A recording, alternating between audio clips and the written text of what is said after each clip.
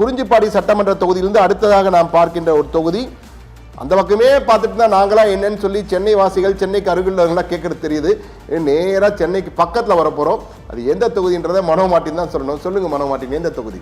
செங்கல்பட்டு மாவட்டத்தில் உள்ள தாம்பரம் சட்டமன்ற தொகுதி தான் பார்க்க போகிறோம். தாம்பரம் சட்டமன்ற தொகுதி நம்ம எடுத்துக்கிட்டோம் அப்படின்னா திமுக சார்பாக எஸ்.ஆர். ராஜா போட்டியிடறதுக்கான வாய்ப்புகள் இருக்கு.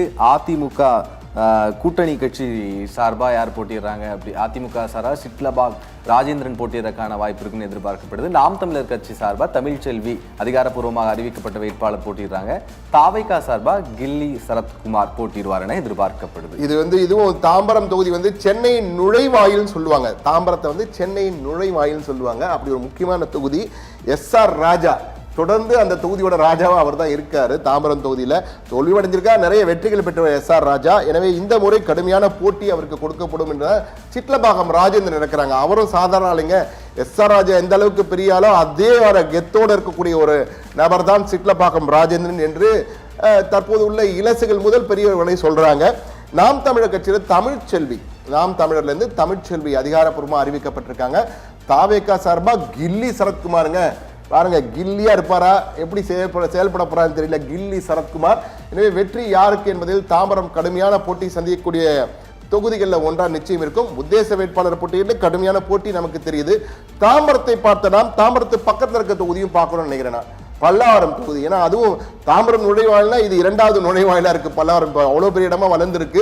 பல்லாவரம் தொகுதி எப்படி இருக்குன்னு சொல்லுங்க உத்தேச வேட்பாளர். பல்லாவரம் தொகுதியை பொறுத்த வரைக்கும் திமுக சார்பா காமராஜ் நிக்கிறதுக்கு வாய்ப்புகள் இருக்கு. மாநகராட்சியோட துணை மேயரா இருக்காங்க அவங்க இப்போதைக்கு.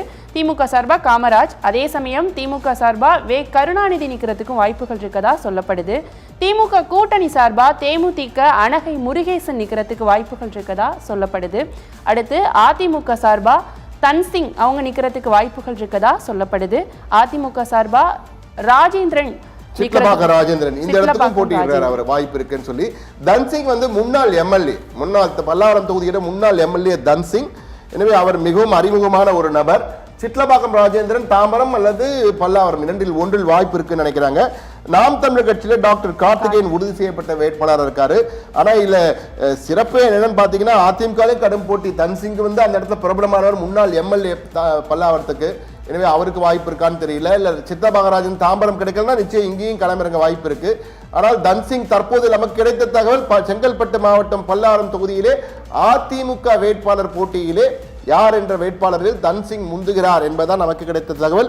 ஆனால் இதுல கடுமையான போட்டி என்ன, திமுக தாங்க. காமராஜன் ஒருத்தர் புது முகம் வராரு. அவர் இந்த முறை வேட்பாளர் இருக்கணும்னு சொல்லி நிறைய பேர் அங்க கட்சியில சொல்றாங்களா. ஆனா கருணாநிதி தற்போது எம்எல்ஏவா இருக்கிறார். அவரும் பிரபலமான முகம். அங்கு கருணாநிதி என்ற பெயரே திமுகவுக்கு மிகவும் பிரபலம். எனவே அவருக்கு அந்த நிச்சயமா கடுமையான போட்டியை தரக்கூடிய இருப்பாரு. அனகை முருகேசனும் அதுல கேட்டுட்டு இருக்காரு. ஆனா திமுக கூட்டணி வேட்பாளர் அவருக்கு கிடைக்குமான்னு தெரியல.